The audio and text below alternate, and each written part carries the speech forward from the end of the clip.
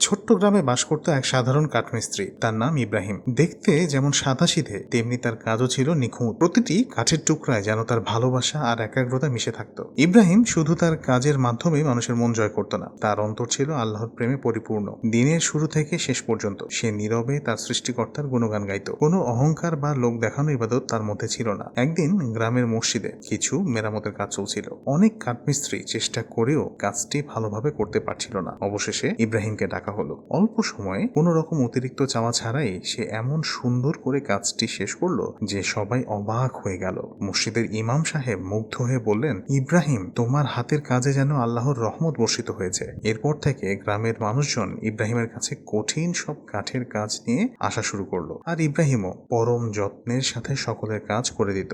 ধীরে ধীরে তার খ্যাতি ছড়িয়ে পড়ল আশেপাশের গ্রামেও। কিন্তু ইব্রাহিম কখনোই এই খ্যাতির জন্য কোনো রকম অহংকার দেখাননি, বরং তার বিশ্বাস আরো দৃঢ় হলো যে তার এই দক্ষতা আল্লাহর দান। সে আরো বেশি বিনয়ী হয়ে গেল এবং গোপনে আরো বেশি ইবাদতে মগ্ন হলো। একদিন গভীর রাতে যখন পুরো গ্রাম ঘুমে অচেতন, তখন কয়েকজন লোক দেখলো যে ইব্রাহিমের ছোট্ট কুড়ে ঘরের চারদিকে একটি অপার্থিব আলো। তারা সাহস করে কাছে যেয়ে যা দেখলো তাতে তাদের চোখ ছানা বড়া। তারা দেখলো ইব্রাহিম সিজদায় পড়ে আছে এবং তার মুখমণ্ডলে একটা স্বর্গীয় আভা। সেদিন থেকে মানুষজন ইব্রাহিমকে শুধু একজন দক্ষ কাঠমিস্ত্রি হিসেবেই জানত না, তারা তাকে আল্লাহর বন্ধু হিসেবে সম্মান করত। তার নিখুঁত কাজ এবং আল্লাহর প্রতি গভীর ভালোবাসা তাকে এক বিশেষ মর্যাদা এনে দিয়েছিল। লোকমুখে আজও সেই কাঠমিস্ত্রির গল্প ঘুরে ফিরে, যিনি নীরবে ভালো কাজ করে এবং আল্লাহর প্রতি প্রেম রেখে সকলের হৃদয়ে স্থান করে নিয়েছিলেন।